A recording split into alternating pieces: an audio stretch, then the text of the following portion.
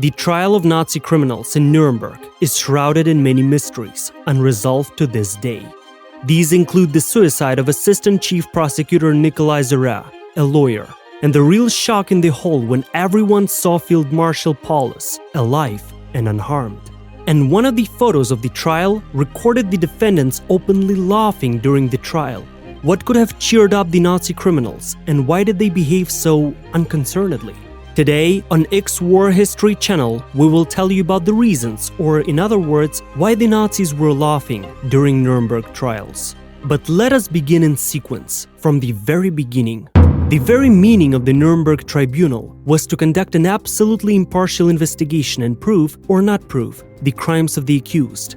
Enough to say that at the end of the trial, 3 of them were acquitted, despite objections of some parties. Incidentally, before the trial began, US representatives announced that the main purpose of Nuremberg was to condemn militarism because militarism inevitably leads to a cynical and vicious disregard for the rights of others, the foundations of civilization.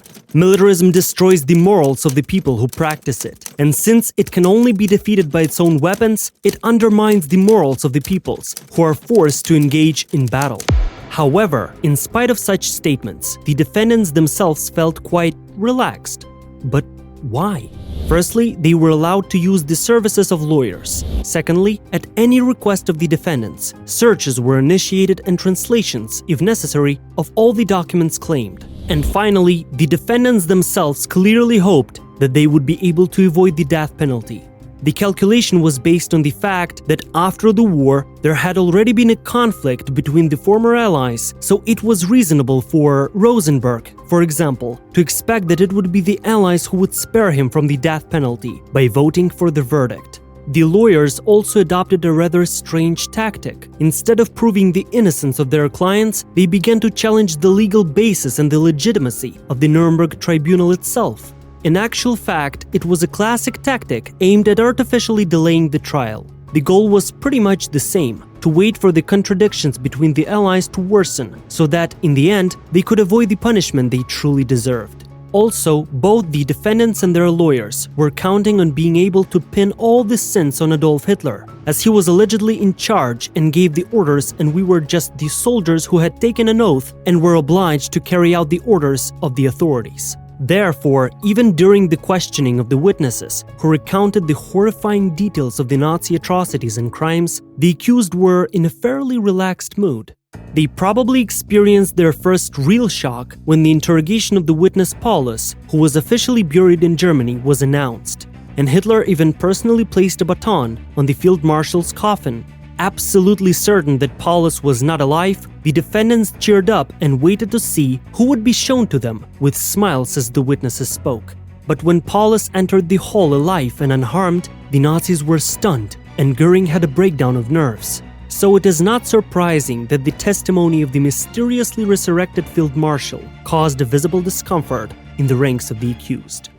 At that time, autumn of 1940, when the Barbarossa plan was being drawn up, nothing was known about any preparations on the part of Russia. When I joined the OKV on September 3, 1940, I found there is still an unfinished preliminary operational plan for an attack on the Soviet Union, known under the codename Barbarossa.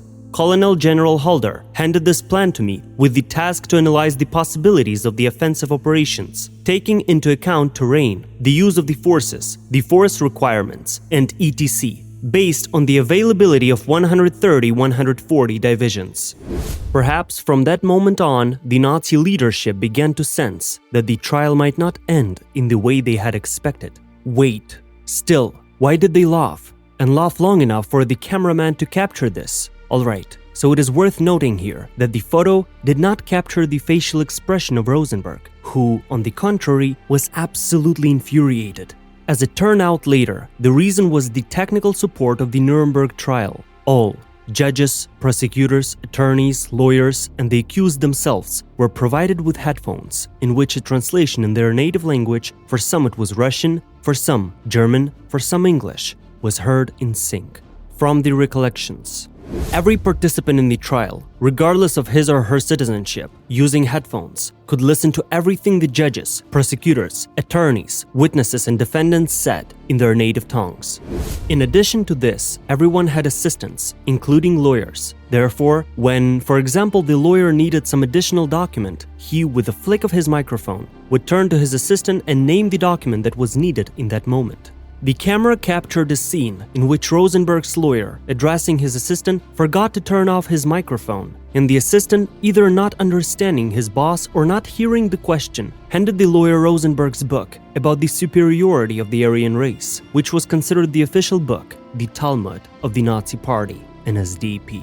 Seeing the assistant holding out Rosenberg's myth of the 20th century, the lawyer became worried and, forgetting that the microphone was on, he barked, "You moron, why are you throwing that bullshit to me?" This sentence was heard both by the judges and the accused, who openly laughed, which was captured forever by the camera of a lucky photojournalist. After the photos of the trial had appeared in the press, many people could not understand why the Nazi perpetrators were laughing in the knowledge that they were going to die. In fact, they never believed to the last minute that a sentence of capital punishment would be handed down. It is sufficient to say that Göring, after being sentenced, did not wait until it was carried out, but committed suicide in his cell. As a matter of fact, what is really remarkable is that not a single one of the accused admitted their guilt. For example, Göring stated, "I do not accept the decision of this played-out court, thus I continue to be faithful to our Führer."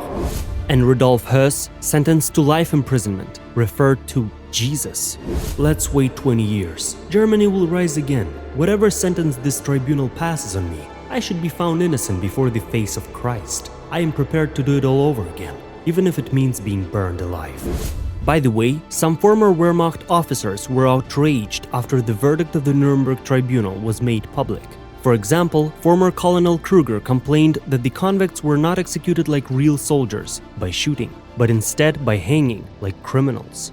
I don't understand how the world could get to the point where the leaders of the state and the most prominent statesmen cannot die real soldiers' death, but must be hanged like some dogs. The accused generals are punished too severely. The justification of Schacht, Papen, and Fritzsche is fair. These men are not guilty of any crime. Perhaps he was correct. Convicts should have been executed in accordance with the SS tradition of concentration camps, with the choice of gas chambers, burning alive, or death by lashing on the torture machine. And let us tell you that the most fascinating thing was probably the comparison of the Nazi criminals to Napoleon Bonaparte. The former soldier Schuster said this: "This was not the sentence we expected. Napoleon was exiled to the island after his defeat, but was not sentenced to death." Thank you for watching. Subscribe to this channel and leave a like.